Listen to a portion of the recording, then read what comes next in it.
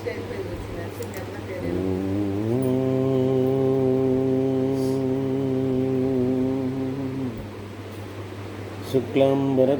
విష్ణుం శశివర్ణం చతుర్భుజం ప్రసన్నవదనం ధ్యాయేత్ సర్వవిఘ్నోపశాంతయే.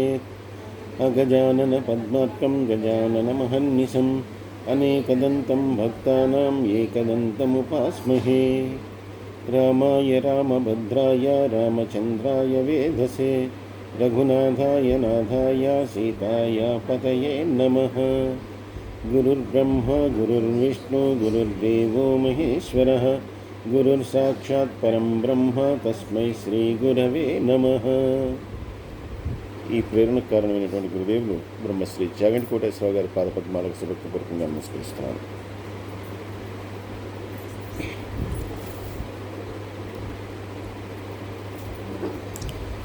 సూర్యవంశపు రాజులందరి గురించి చెప్పుకున్నాం నిన్న. అంటే రాముడి తర్వాత లవకుశులు, వాళ్ళ తర్వాత ఇంకా సూర్యవంశం అనేటటువంటిది అంతరించిపోయింది. ఇంకా దానిలో పెద్దగా ఎవరు కూడా, అంటే గొప్పవాళ్ళు కానీ పేరున్న వాళ్ళు కానీ ఇంకెవరు కూడా రాలేదు. ఆ వంశం ఇంకా అంతటితో అంతరించిపోయినట్టు. ఇప్పుడు చంద్రవంశం గురించి, అత్రి మహర్షి యొక్క సంతతిగా, అంటే అత్రి మహర్షి ఒకసారి ఆయనకి ఆనందం వచ్చిందిట. ఆనందం వచ్చినప్పుడు ఆనంద బాష్పాలు, వాటిల్లోంచి వచ్చినటువంటి వాడు చంద్రుడు. ఈ చంద్రుడికి నక్షత్రాల మీద, అలాగే ఓషధులు, అంటే భూమిలో అనేకమైనటువంటి ఇవి ఉంటాయి. ఓషధులు అంటే మనం వేసుకునే మెడిసిన్స్ కాకుండా ఓషధులు అంటే ఆయుర్వేదం అంతా కూడా భూమిలోంచి వచ్చేటటువంటి వనమూలికలని కూడా. అలాగే విప్రుల మీద, బ్రాహ్మణుల మీద, స్త్రీల మీద, వీళ్ళందరి మీద కూడా, నీటి మీద, వీటన్నిటి మీద కూడా అధికారం చంద్రుడు. అలాగా ఇప్పుడు చంద్రుడు ఏంటంటే సహజంగా చాలా అందగాడు అవటంతో తన అందం మీద తనకే చాలా ఇదిగా ఉండేది. అందులో దక్ష ప్రజాపతి పిలిచి 20 మందిని పెళ్లి చేశాడు. అలాగే ఈయన దేవతలకి గురువు బృహస్పతి అని ఆయన గురువు. ఆయన భార్య తార అనేటటువంటి ఆవిడ కూడా చాలా సౌందర్యవతి, చాలా అందంగా ఉంటుంది. ఈయన ఆవిడనే కోరుకున్నాడు. దేవతల గురువు అయినటువంటి బృహస్పతి యొక్క భార్యని ఈయన కోరుకున్నాడు. సరే, ఈయన అందంగా ఉండటంతో ఆవిడకి కూడా ఈయన మీద మక్కువ ఏర్పడింది. సరే, వీళ్ళిద్దరూ కూడా భార్యాభర్తలు కాకపోయినా కూడా వీళ్ళు కలిసినందువల్ల వీళ్ళకి ఒక పిల్లవాడు పుట్టాడు. ఆ పిల్లవాడు పుట్టిన తర్వాత మళ్ళీ బృహస్పతి కోపించడం, వాళ్ళిద్దరి మధ్య. సరే, అదంతా అప్రస్తుతం. మనకు కావాల్సిన సూర్యవంశం, చంద్రవంశం కాబట్టి అలా వచ్చినటువంటి వాడి పేరు బుధుడు. ఆయన బుధగ్రహం, ఆయన కూడా గ్రహానికి అధిపతి బుధుడు. చంద్రుడు యొక్క కుమారుడి పేరు బుధుడు. ఈ బుధుడు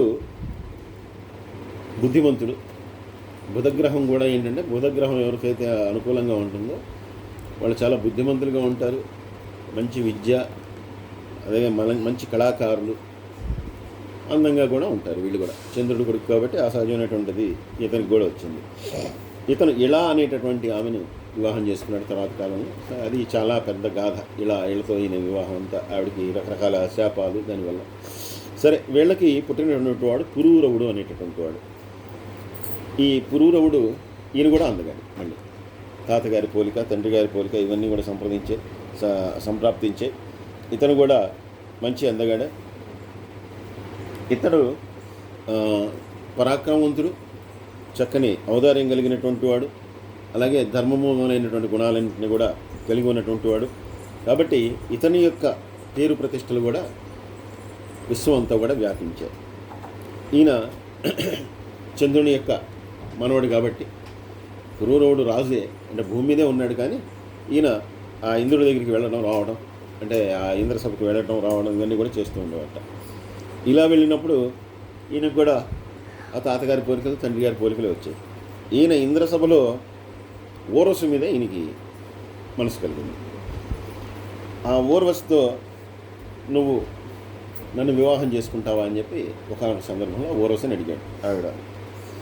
ఆవిడంది, మేము ఇక్కడంతా కూడా దేవాంగనలం, దేవలోకంలో ఉండేటటువంటి వాళ్ళం, వివాహం ఇలాంటివన్నీ కూడా మాకు నియమాలు కాదు. నువ్వంటే నాకు ఇష్టం ఉంది కాబట్టి కావాలంటే కొన్నాళ్ళు నీతో గడుపుతాను, అంతేగాని వివాహాలు అవి వద్దు అని. ఈయన అన్నాడు, అలా కాదు, నేను వివాహం చేసుకుంటాను నీతోనే, ఎందుకంటే నిన్ను వదిలిపెట్టాలని నాకు లేదు కాబట్టి నేను వివాహం చేసుకుంటాను, నన్ను వివాహం చేసుకో అని చెప్పి అన్నాడు. ఈవిడంది, సరే నీకు 3 షరతులు పెడతాను, ఆ 3 షరతులు కనుక అదే నువ్వు కనుక ఆ షరతులకి నియమం లోబడి ఉంటే కనుక చేసుకుంటాను, లేదంటే కనుక నీతో ఉండను అని చెప్పి. అవేంటంటే ఆవిడ, నేను వివాహం చేసుకుని నీతో పాటు వచ్చేటప్పుడు 2 పొట్టేళ్ళు తెచ్చుకుంటాను నేను, ఆ 2 నాకు చాలా ఇష్టమైనటువంటివి, అవి నా నుంచి దూరం కాకూడదు, అవి కనుక నా నుంచి దూరం అయిపోయా అంటే వాటిని కూడా రక్షించాల్సినటువంటి బాధ్యత నీదే, ఆ 2 కనుక పోతే కనుక నేను నీ దగ్గర ఉండను. రెండోది, నువ్వు నాకు ఎప్పుడు కూడా నగ్నంగా కనపడతావు, పూర్తి నగ్నంగా ఉన్నావా నేను వెళ్ళిపోతాను.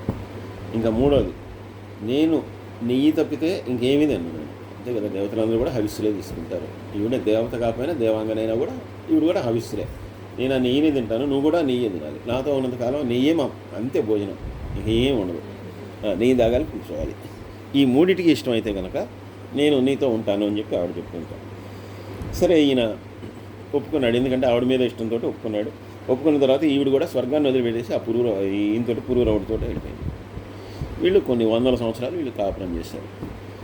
సరే ఇంద్రుడు ఈ మధ్య ఆయన ఇంద్ర సభలో ఎప్పుడు డ్యాన్స్ చేసినా కూడా మిగిలినటువంటి వాళ్ళే కనిపిస్తున్నారు, కానీ ఈ ఓరోసి కనిపించట్లేదు. ఓరోసి ఏమైంది అని చెప్పి ఈయన వెతికిస్తే కనుక ఇలాగా ఆవిడ పురూరవుడు అనేటటువంటి వాళ్ళతోటి వెళ్ళిపోయింది, ఇప్పటికే చాలా సంవత్సరాలు అయింది, మీరు గమనించలేదు అని చెప్పి అన్నట్ట. ఈయన అన్నట్ట, ఎక్కడున్నా సరే వెతికి ఓరోసిని మళ్ళీ తిరిగి రప్పించండి అని చెప్పి అన్నట్ట. ఇప్పుడు ఓరోసిని మళ్ళీ రప్పించాలంటే మామూలుగా ఆవిడ్ని మళ్ళీ ఇంద్రుడు పిలుస్తున్నాడు రమ్మంటే ఆవిడని రానిపోవంట. ఇప్పుడు అందుకని ఆవిడకి ఏదో రకంగా ఆవిడ పెట్టినటువంటి నియమాలకి భంగం కలిగితేనే వస్తుంది. అందుకని ఒక రాత్రిపూట నిద్రించేటటువంటి సమయంలో దేవతలు వెళ్ళి ఆ 2 పట్టేళ్ళని లాక్కెళ్ళారు. ఆ సమయంలో వీళ్ళిద్దరు కూడా నిద్రపోతున్నారు, ఓరోసిను పురూరవుడు ఇద్దరు కూడా నిద్రపోతున్నారు. ఈవిడ పురూరవుని ఈవిడికి మెలకు వచ్చింది, అవి వెళ్తూ అరవడం ఏదో మొత్తానికి ఈవిడికి మెలకు వచ్చింది. మెలకు వచ్చిన తర్వాత ఆ 2 కనపడలేదని చెప్పి పురూరవుడిని నేను నిద్ర లేపితే ఈయన అన్నట్ట, సరే ఇప్పుడు ఇంత రాత్రిపూట నేను అక్కడ వెళ్ళి ఎత్తుతాను చీకట్లో, రేపు పొద్దున ఎత్తుతాను లేదంటే, నేను ముందరే చెప్పాను అబ్బాయి ఆ 2 లేకపోతే నేను ఉండనని, అయినా నువ్వేదో పెద్ద గొప్ప అందరినీ పరిపాలించే రాజు అనుకుని వీరుడు అనుకుంటే 2 పొట్టేళ్ళని కూడా పట్టుకోలేనాడు, నువ్వే వీరుడివి, నాకు అవి తీసుకొస్తావా, నావి నాకు కావాలి, లేదంటే కానీ నీ అంత పనికిరానాడు చండాలుడు ఎవడు అని చెప్పి తిట్టం మొదలుపెట్టింది. సరే ఇక లాభం లేదులే అని చెప్పి కట్టుకుని లుంగితోటే ఈయన వెళ్ళాడు. వెళ్ళినటువంటి వాడు ఆ వెతుకెళ్తూ ఈయన దొరికారు, వాళ్ళతో యుద్ధం చేశాడు, తీసుకొచ్చాడు. కానీ తీసుకొచ్చేటటువంటి సమయంలో ఈయన పంచి ఏదైతే ఉందో అది పోయింది. దాంతో ఈవిడ ముందర నగ్నంగా కనిపించాడు. ఆవిడ పని అయిపోయింది. ఆవిడంది, సరే టాటా బాయ్ నేను వెళ్తున్నాను, ఇంక నీతో నాకు సంబంధం లేదు, నేను చెప్పే కదా పొట్టేళ్ళు తీసిపోయారు, నువ్వు నగ్నంగా కనిపించావు, అవి తీసుకొచ్చినా కూడా, అందుకని నేను నీతో ఉండని వెళ్ళిపోతాను. ఈయన ఆవిడ వెళ్ళిపోయిన తర్వాత ఇంకా ఒక పిచ్చివాడు అయిపోయాట, ఎందుకంటే ఆవిడ మీద చాలా పిచ్చి ప్రేమ ఈయనకి, ఆవిడ సౌందర్యం మీద. దాంతో పిచ్చివాళ్ళలాగా అయిపోయి ఈ రాజ్యం అంతా వదిలిపెట్టేసి ఇక అడవుల్లోనే తిరగడం మొదలుపెట్టాట. ఇలా తిరుగుతూ ఉండగా కొన్ని సంవత్సరాల తర్వాత ఒకసారి మళ్ళీ సరస్వతి నదీ తీరంలో ఈవిడ చిలికత్తలతో ఆడుకుంటూ ఉందట, అక్కడ కనిపించింది. వెంటనే ఈయన వెళ్ళి, నన్ను వదిలిపెట్టేసి వెళ్ళిపోయావు, అప్పటి నుంచి నేను ఇలాగే పిచ్చివాళ్ళలాగా తిరుగుతున్నాను, నువ్వు నాతో ఉండవా అని చెప్పి అడిగాట. అయితే ఆవిడంత, నేను అంతకుముందే చెప్పాను వివాహం లాంటి నియమాలు మాకు ఉండవని, అయినా కూడా నువ్వు అడిగినందువల్ల నీతో చాలా సంవత్సరాలు ఉన్నాను, ఇంద్రుడు దానికి ఒప్పుకోడు, అయినా కూడా నీతోనే ఉండాలంటే అది సాధ్యమయ్యే విషయం కాదబ్బాయి, అందుకని నువ్వైనా పిచ్చోళ్ళలాగా ఉన్నావు, ఆడవాళ్ళంటే అంత ప్రేమ ఉండకూడదు నీకు అని చెప్పి చాలా సర్ది చెప్పడానికి ప్రయత్నం చేస్తే ఈయన మాత్రం ఒప్పుకోలేదు. ఆవిడంతా, సరే నువ్వు అంత కోరుకుంటున్నావు కాబట్టి నీకు ఒక కుమారుణ్ణి ఇచ్చేదాకా నేను కలిసి ఉంటా, అంతే, అంత వరకే అవకాశం ఇస్తానంట, చాలు నువ్వు నాకు ఎంతసేపు ఉన్న చాలని చెప్పి ఈయన ఒప్పుకున్న తర్వాత ఇప్పుడు ఈయన సంతానం కోసం మళ్ళీ ఆవిడతోటి ఉండటం మొదలుపెట్టాడు.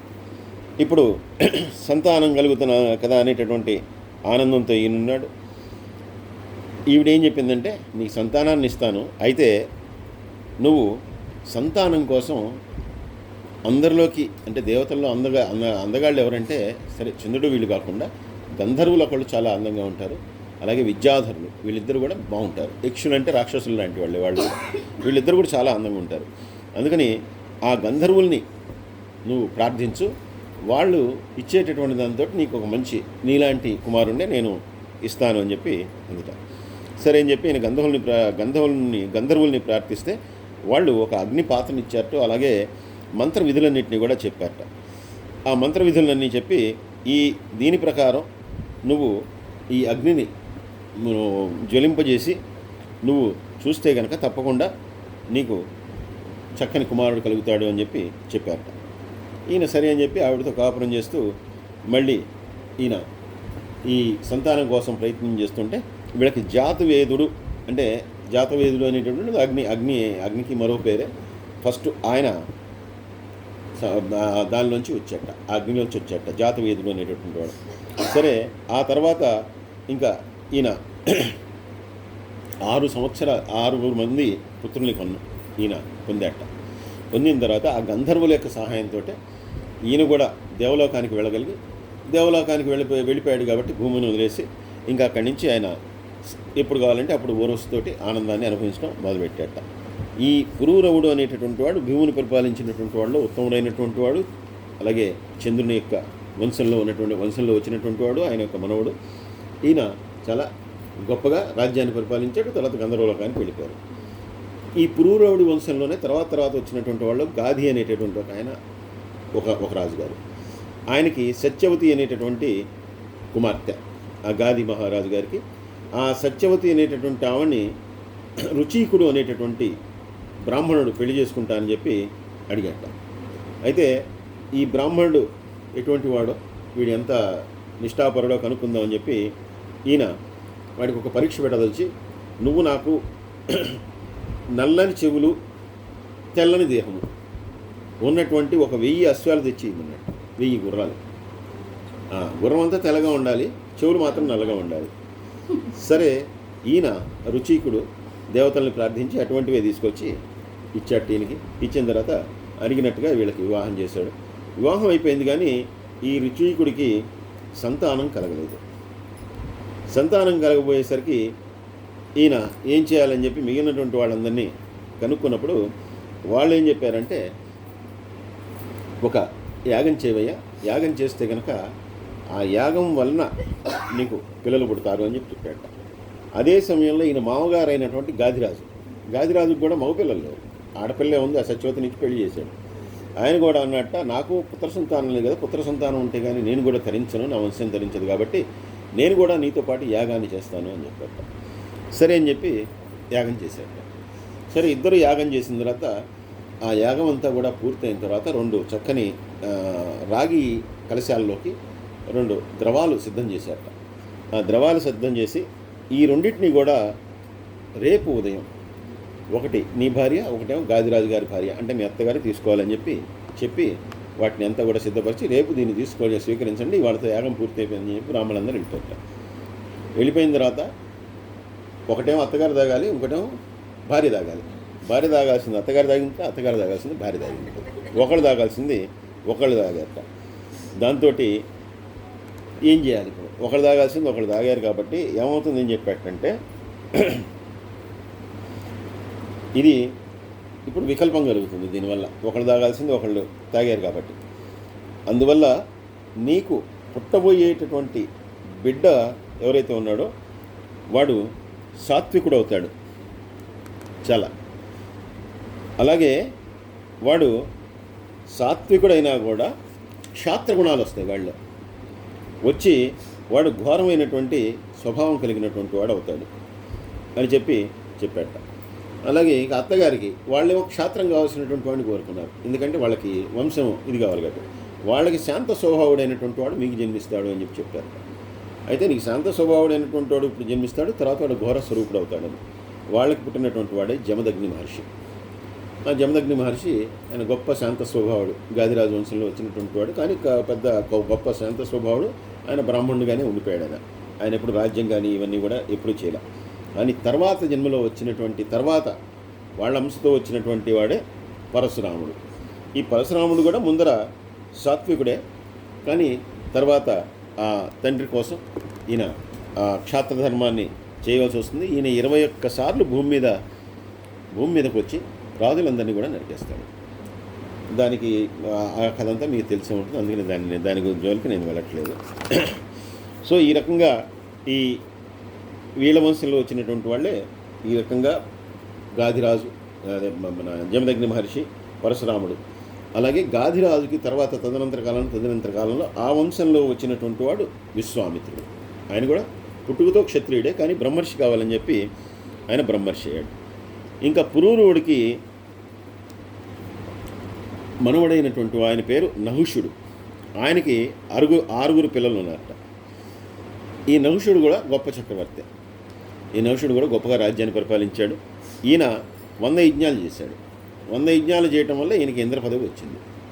ఇంద్ర పదవి వచ్చి ఒకానొక సమయంలో ఇంద్రుడు ఆ బ్రహ్మహత్య పాతకం కోసం ఆయన పదవి వదిలేసి పదవీచ్యుతుడే ఆయన బ్రహ్మహత్య పాతకం కొట్టుకోవడానికి సరస్సుకు వెళ్ళిపోయినప్పుడు ఈయన్ని తీసుకొచ్చి ఆ ఇంద్ర పదవిలో కూర్చోబెట్టారు. ఎవరో ఒకళ్ళు ఉండాలని చెప్పి ఆ ఇంద్ర పదవిలో కూర్చోబెట్టారు. ఈయన ఇంద్ర పదవిలో కూర్చున్న తర్వాత ఈయన ఆ శచీదేవిని ఈయన కోరుకుంటే కనుక ఆ శచీదేవి నువ్వు సప్తర్షుల చేత పోయి పల్లకిలో వస్తే కనుక నిన్ను నీ కామానికి నేను ఒప్పుకుంటానంది. సరే, ఆ టైంలో మళ్ళీ తీసుకెళ్ళి కింద పడేశారు. అలాగే వృషపర్వుడు అనేటటువంటి ఆయన ఒక ఉన్నాడు. ఆయన యొక్క కుమార్తె పేరు శర్మిష్ఠ. ఈ శర్మిష్ఠ అనేటటువంటి ఆవిడ చాలా అందంగా ఉండేటటువంటిది. ఈ పురూరవుడి యొక్క మనవుడైనటువంటి నహుషుడు, ఆ తర్వాత వచ్చినటువంటి వాడు యయాతి, వాళ్ళకు వచ్చినటువంటి వాడు యయాతి. ఈ యయాతి అనేటటువంటి వాడు ఈయన మొట్టమొదటిగా శుక్రాచార్యుడి యొక్క కుమార్తె అయినటువంటి ఆమెను దేవయాన్ని పెళ్లి చేసుకున్నట్ట. మొట్టమొదట ఆ దేవయాన్ని పెళ్లి చేసుకున్నాడు. ఆ దేవయాన్ని పెళ్లి చేసుకున్న తర్వాత ఒకానొక సమయంలో ఈయన ఈ శర్మిష్ఠను కూడా చూశాడు. శర్మిష్ఠను చూసి ఈ శర్మిష్ఠ యొక్క అందానికి ఈయన చాలా ఇదయ్యి ఆ శర్మిష్ఠను కూడా వివాహం చేసుకోవాలని చెప్పి, ఈయన రాజుగారు కాబట్టి ఈయన దానిలో ఆ వివాహం చేసుకున్నాడు. అయితే ఇది ఒప్పుకోనటువంటి దేవయాని ముందరే ఆవిడ శుక్రాచార్యుడు ఎప్పుడైతే పెళ్లి చేసుకోబోతున్నాడో అంతకుముందే దేవయానికి కచుడు అనేటటువంటి ఒక శుక్రాచార్యుడి శిష్యుడే ఆయన ఆవిడ మనసు పడుతుంది. కానీ ఆ కచుడు ఏమంటాడంటే, నువ్వు గురు పుత్రికవంటే నాకు తల్లితో సమానం, అందుకని నేను వివాహం చేసుకోను అని చెప్తాడు. అంటే ఆవిడ వాడిని చంపేస్తుంది, వాడిని భస్మం చేసేస్తుంది. అందువల్ల వాడు భస్మం అయిపోతాడు, ఆ కచుడు అనేటటువంటి వాడు. అటువంటి ఆవిడ తర్వాత కాలంలో ఈ యయాతిని పెళ్లి చేసుకుంటుంది. ఈ యయాతికి సవతిగా ఈ శర్మిష్ఠం వస్తుంది. వచ్చేసరికి ఈవిడ తల్లితో చెప్తే తండ్రికి చెప్తే కనుక తండ్రి 1-2 సార్లు నచ్చ చెప్తాడు వీడికి. చెప్తే కనుక ఈయన ఎక్కువ శర్మిష్ఠతో ఉంటాడు. దాంతో కోపం వచ్చి చెప్పిస్తాడు.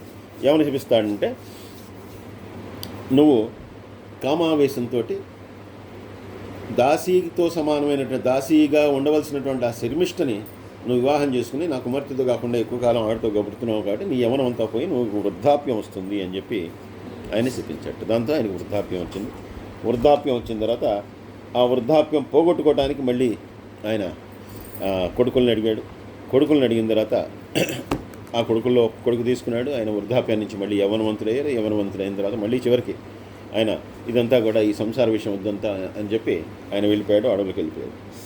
ఇలాగా ఆ యయాతి మళ్ళీ వానప్రస్థానికి వెళ్ళిపోయి ఆయన కూడా భగవంతుని యొక్క సన్నిధికి వెళ్ళిపోయాడు. ఇంకా యయాతి యొక్క మళ్ళీ కుమారుడు, వాడి పేరు పూరువూట. మొట్టమొదటి వాడు పురూరవుడి దగ్గర నుంచి మొదలైంది, ఇది అంటే బుధుడి దగ్గర నుంచి మొదలైంది. ఈయన పేరు పూరువు. ఈ పూరువు చాలా ప్రఖ్యాతిగాంచినటువంటి రాజయ్యట. ఈయన తర్వాత తదనంతరం వచ్చినటువంటి వాడే దుష్యంతుడు. ఆ దుష్యంతుడి యొక్క కొడుకు భరతుడు. ఆ భరతుడి పేరుతోనే మనది భారతదేశం అయింది. ఈ రకంగా చంద్రవంశం అంతా కూడా చంద్రుని నుంచి బుధుడి నుంచి పురూరవుడు, ఆ తర్వాత వచ్చినటువంటి వాళ్ళు నహుషుడు, యయాతి, ఆ తర్వాత ఈ రకంగా మనకి భరతుడు, దుష్యంతుడు, వీళ్ళందరితోటి కూడా ఈ చంద్రవంశం అనేటటువంటిది మళ్ళీ మన 3వ యుగంలో అంటే ద్వాపర యుగంలో మొదలై కలియుగం వరకు నడిచినటువంటిది ఈ చంద్రవంశం. అంతకుముందు నడిచినటువంటిది అంత సూర్యవంశం, ఆ తర్వాత నడిచినటువంటిది ఈ చంద్రవంశం. ఈ చంద్రవంశం రాజులు రాజ్యం చేస్తున్నప్పుడు వచ్చినటువంటిదే కృష్ణావతారం. కాబట్టి ఇది 9వ అధ్యాయం. ఇప్పుడు మనం 10వ అధ్యాయంలో ప్రవేశించేటప్పుడు కరెక్ట్గా ఆ కృష్ణుని యొక్క పుట్టుక, ఆ కృష్ణుడు, కృష్ణలీలలు ఇవన్నీ కూడా 10వ అధ్యాయంలో మనం తెలుసుకుంటాం. సర్వే జనా సుఖినో భవంతు, సమస్త లోకా సుఖినో భవంతు. స్వస్తి.